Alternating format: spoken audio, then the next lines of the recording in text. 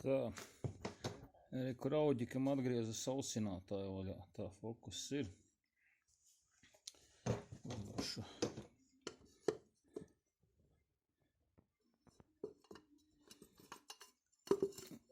Nekāda īpaši nav.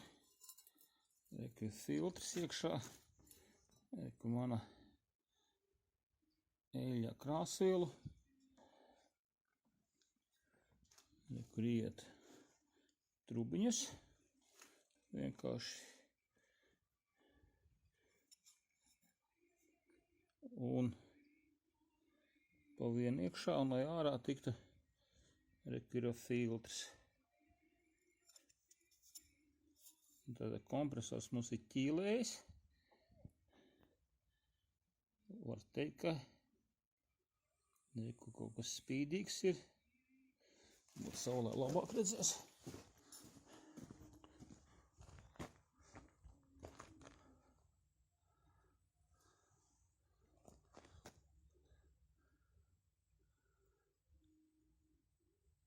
Pieļauju domas, ka tur ir arī metāla skaidiņas.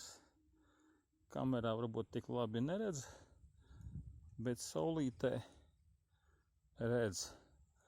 Tātad, ja ķīlējas kompresors, kondiškai iesaku jebkurā gadījumā nomainīt sausinātājiem filtru, jo ja ne, tas izbūs radiatorā un automašīnā. Nu, tāds viņš apmēram arī izskatās.